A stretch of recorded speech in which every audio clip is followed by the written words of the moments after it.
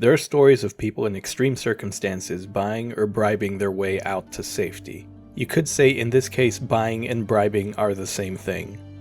In an emergency away from home, you might find yourself in a situation where this seems like a course of action to either get away from an area or have someone look the other way. And it's not only reserved for spooks on clandestine missions or downed pilots. Normal, everyday people have found themselves using valuable items to secure themselves. Today, we're going to look at the most popular types of items included in real-world bartering kits, and hopefully it will help you determine whether or not this is worthwhile for you.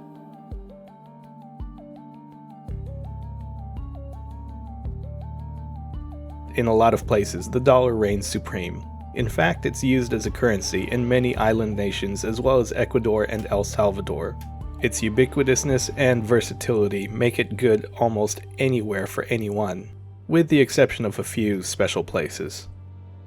Depending on the country, it can get out of hand very quickly carrying a large amount. At some point, you might have to exchange your money as well, and this could be unsafe because people watch these places for targets. And if you attempt to pay the wrong person, they may tell you to take them along with you to get more, and the guarantee of your safety is uncertain. Additionally, they may turn you in once they collect whatever you promised them, or they might be totally against all that and turn you in based on the principle alone.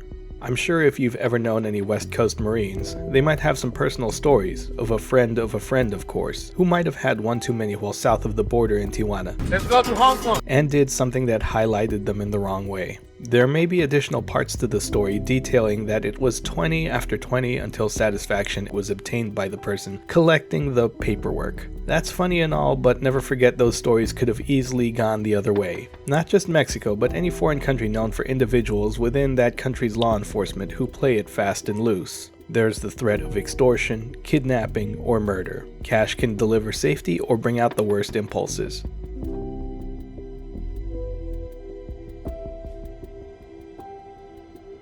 Using bullion eliminates much of the premium price over spot, especially since buying some jewelry is more like buying wearable art rather than metal content value. Smaller denominations are also made, from grams to kilos.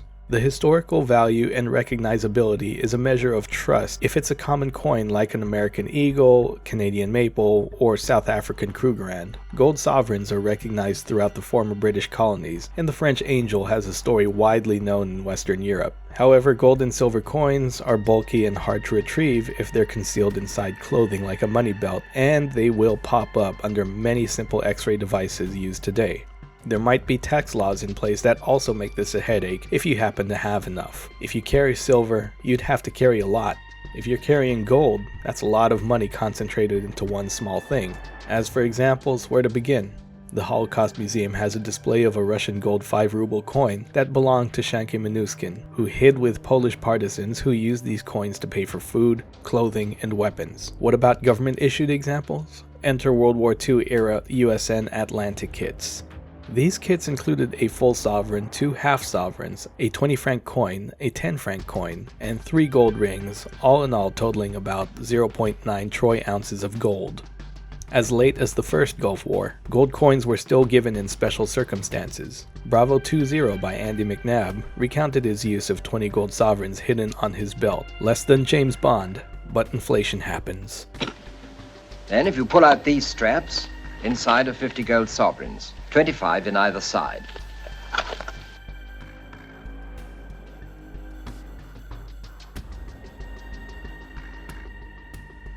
It's easy to determine the purity of most modern jewelry because of the carat marks that they have stamped on them. They can also be tested, and watches, especially Rolex, have brand name recognition as long as the authenticity of the watch can be verified. Chains can be divided and multiple rings pocketed, while watches are more of a big-ticket item. Gold and silver jewelry are valuable anywhere.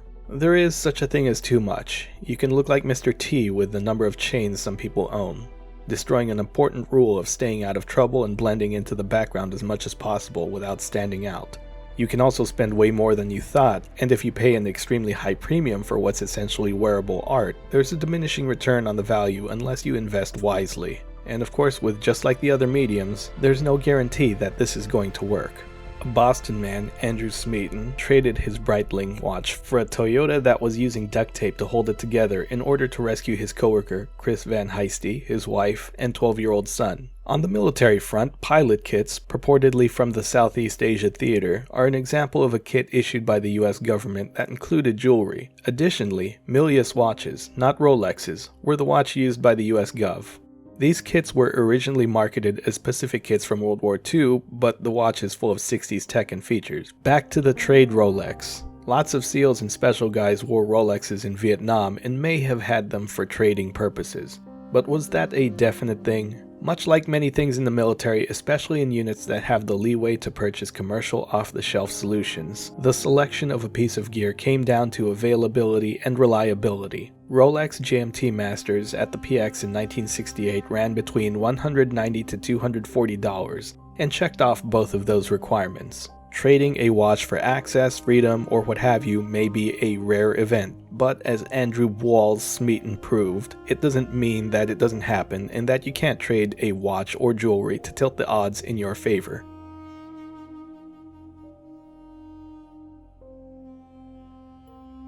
If you can help it, stay out of questionable regions where thinking of bribing anyone for anything is even a consideration. If you can't help it, study the local norms and behaviors as deeply as you can. This is your life after all. The more you dive into the subject, one thing becomes clear. In today's world, many of the old ways are going by the wayside. Your carefully hidden valuables won't escape a lot of the X-ray machines currently in place if they're manned by someone who's attentive. Gambling on someone just letting you go isn't a good policy, and attempting to pay your way through with the wrong people can land you in a really bad spot. Carrying too many of these items for the purposes of getting out of trouble can actually land you in deeper trouble than you imagined. It's imperative that people study current technology, understand where they travel or live, and adjust from there. For instance, what may work in an imagined post-apocalyptic New York won't work in current-day Manila. Much like everything else, you have to know your audience. When the military realized they'd get better results by offering rice over gold in the Southeast Asia Theater is an example of this effect.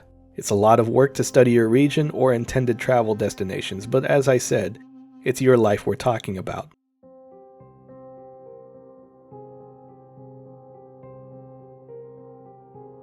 I'll leave you with this when it comes to the consolidation of the control of wealth, and I'm sure the intelligent people on the right and left will understand why total control of a monetary system is a dangerous road to travel down.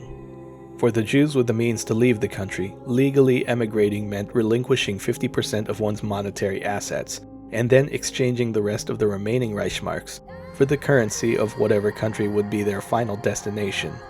By late 1938, they were allowing Jews to keep only 8% of what their Reichsmarks were worth in the foreign country, which only made it harder to find a safe haven, since the Jewish refugees couldn't take any of their savings with them. Total control of the agreed-upon means of exchange of value is dangerous. Until the next video, be good, stay safe, and have a good one.